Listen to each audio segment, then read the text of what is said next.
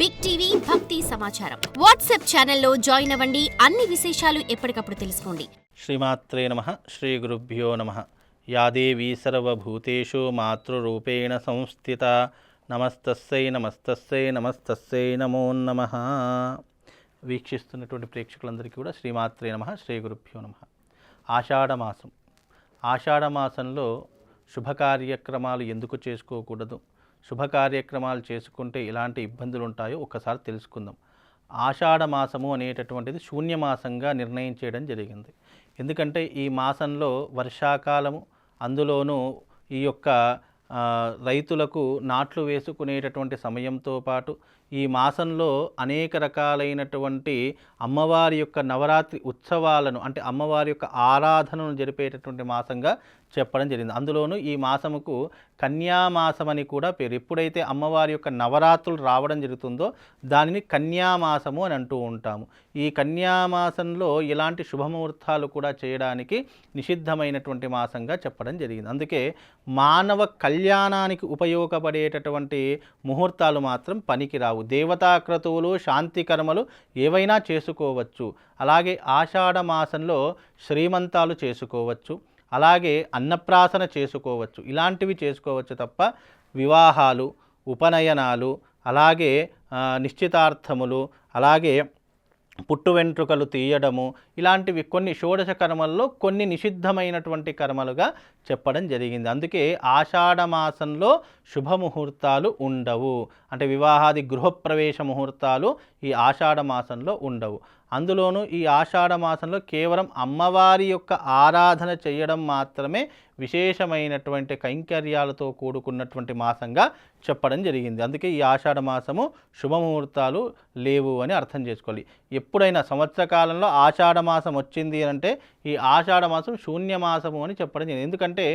ఎందుకు శూన్యమాసము చెప్పడం జరిగింది అని అంటే కనుక పూర్వకాలంలో రైతులందరూ కూడా ఈ వర్షకాలంలోనే నాట్లు వేసుకోవడానికి తమ యొక్క పొలాలకు వెళ్ళేటటువంటి అరుదైనటువంటి సమయము.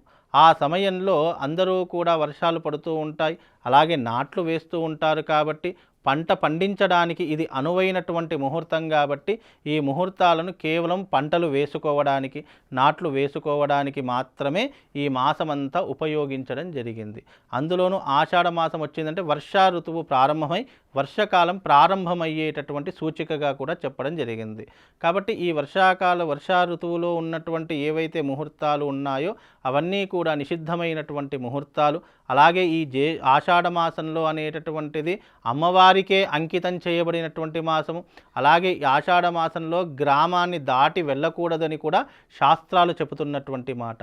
అలాగే ఆషాఢ మాసంలో అత్తా కోడళ్ళు ఒక దగ్గర కూడా ఉండకూడదు, అందరూ కూడా వేరువేరుగా ఉండాలి అనేటటువంటి మాసంగా కూడా చెప్పినటువంటి మాసం కూడా చెప్పుకోవచ్చు. ఈ మాసంలో శుభముహూర్తాలు అనేటటువంటివి చేయడం ద్వారా రాబోయేటటువంటి పుట్టబోయే బిడ్డ కావచ్చు, అలాగే రాబోయేటటువంటి మాసాలలో కావచ్చు ఆరోగ్యం క్షీణించబడుతుంది అనేటటువంటి సైంటిఫిక్ రీజన్గా కూడా ఈ మాసంలో శుభముహూర్తాలు చేయకూడదని శాస్త్ర ప్రతీక. కాబట్టి ఇది కేవలం రైతుల పండగ, అమ్మవారిని ఆరాధించేటటువంటి పండగ అని నిర్ణయం చేయడం జరిగింది తప్ప ఇందులో శుభముహూర్తాలు చేయడం వల్ల ఏదో జరిగిపోతున్న భయం పెట్టడానికి కాదు. ఎందుకంటే పూర్వకాల ఆచార పద్ధతులు అనేటటువంటివి ఆ రకంగా ఉండేటటువంటివి.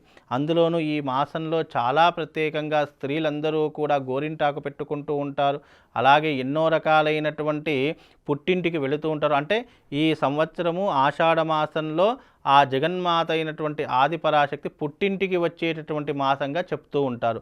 అందుకే ఈ యొక్క ఆషాఢ మాసంలో అమ్మవారు పుట్టింటి దగ్గర ఉంటుందనేటటువంటి విధానంతో పాటు కూడా శుభముహూర్తాలు చేయకూడదని శాస్త్రం.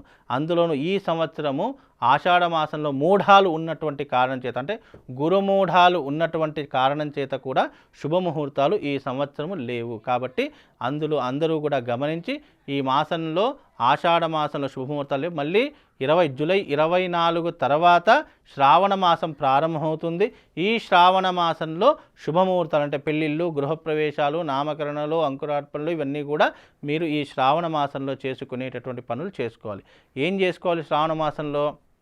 అంటే వివాహానికి సంబంధించినటువంటి బట్టలు తీసుకోవడము, బంగారము తీసుకోవడము, అలాగే శ్రీమంతం చేసుకోవడము, అలాగే పిల్లలకు అన్నప్రాసన చేయడము, రిజిస్ట్రేషన్స్లు ఇలాంటివి, అంటే కొత్త వాహనాలు తీసుకోవడము, ఇలాంటివి మాత్రమే చేసుకోవాలి. అంటే మనిషికి నిత్యావసరమైనటువంటి ఏ వస్తువులైనా కూడా వాడుకోవడానికి ఈ మాసం పనికొస్తుంది. కానీ కొత్త పనులు శుభముహూర్తాలు చేయడానికి మాత్రము ఈ మాసం పనికిరాదు. కాబట్టి అందరూ ఆలోచన చేసుకొని ఇలాంటి విధానాల్ని పాటిస్తే మీకు శుభం లాభం కలుగుతుంది.